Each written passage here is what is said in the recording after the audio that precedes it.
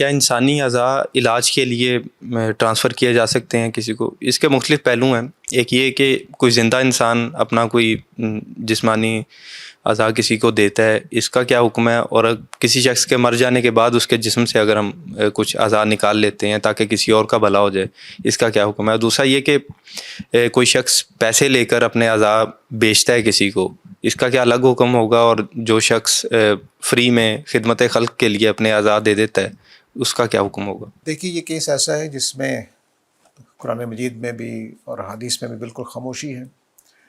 کوئی ایسا اصول ہمارے پاس نہیں نکلتا کہ جس کی روشنی میں ہم کوئی اس کو روک سکیں یا کہہ سکیں.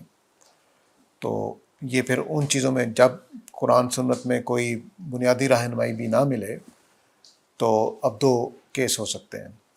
ایک یہ کہ ہم لوگوں نے قرآن کو پڑھ کر اس جگہ تک نہیں پہنچے جو اللہ کی رہنمائی اس مسئلے میں ہو سکتی تھی، یہ پھر عالم دین کا نقص ہو جائے گا.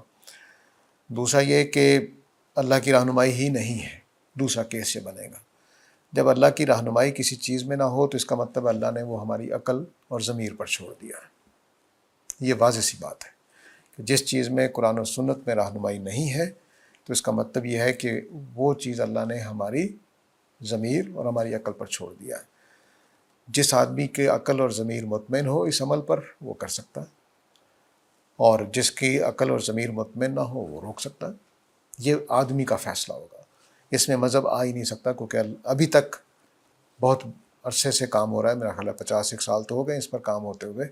تو کوئی بھی عالم دین ایسی بات سامنے نہیں لا سکا، نہ قرآن سے نہ حدیث سے، کہ جو ہمیں کچھ رہنمائی دے رہی ہو اس موضوع پر. ٹھیک ہے، تو اب اس کا مطلب ہے کہ انڈیویجول کیس ہے، آپ اپنی عقل اور اپنے علاقے، اپنے رواج مسلم کے مطابق. البتہ کسی سے لینے کے لیے، کہ مثال کے طور پر میں مر گیا ہوں اور آپ کو میری آنکھ چاہیے، تو اب آپ میری آنکھ نکالیں گے میری اجازت کے بغیر، تو اس کا رہنمائی ہمارے پاس موجود ہے.